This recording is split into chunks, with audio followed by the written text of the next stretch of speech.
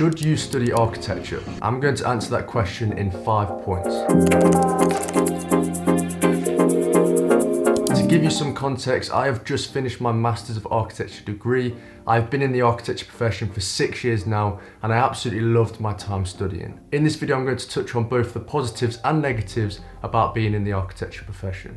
Currently, architecture is facing some serious challenges. There are many toxic feelings prevalent in the industry, and there are outdated ideologies that need to be overcome. It's a profession that I personally feel at this moment in time is a little bit wounded. Many professionals are getting underpaid for the tremendous amount of work and hours that they are putting in without overtime pay, which is just mind-blowing. The Future Architects Front are doing a really good job in highlighting these issues and are currently campaigning against this exploitative practice in architecture. It's a struggle that's tough to ignore, and I think it's important that you future architects are well aware of it, and there is a gradual shift happening at the moment with many voices on social media with the Future Architects Front who are doing a great job in highlighting these issues.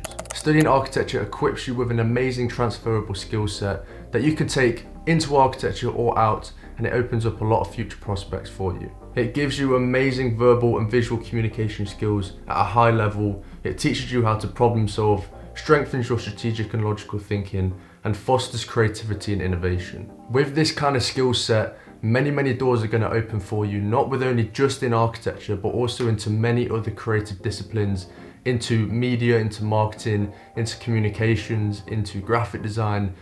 Architecture opens up the world massively for you if you've got that really strong skill set behind you. I personally genuinely don't think there's a profession out there that equips you with such a high level skill set. The architectural journey can be brutal, and if you're in the middle of it at the moment, you'll be well aware that it's tough. Tutors, guest critiques, clients can be really tough and brutal on your work, and also quite frankly very blunt about your projects. Depending on the type of student that you are, you might find this quite discouraging, or you might actually feel motivated by it.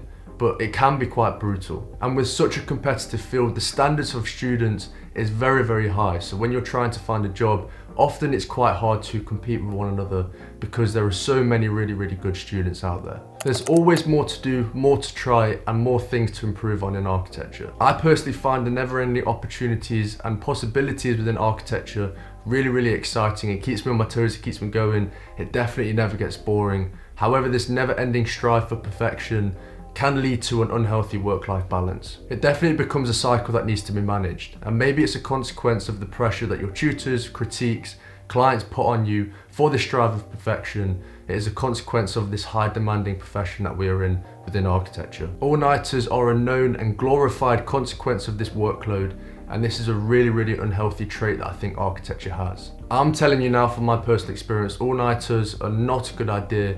I highly recommend you guys really working on time management, discipline, and really making sure that you are looking after yourself both physically and mentally, because all-nighters is not a good idea for you, I'm telling you now. Wouldn't it be great if there was a big culture shift to self-care and recognizing the importance of a well-rounded life and looking after yourself physically and mentally?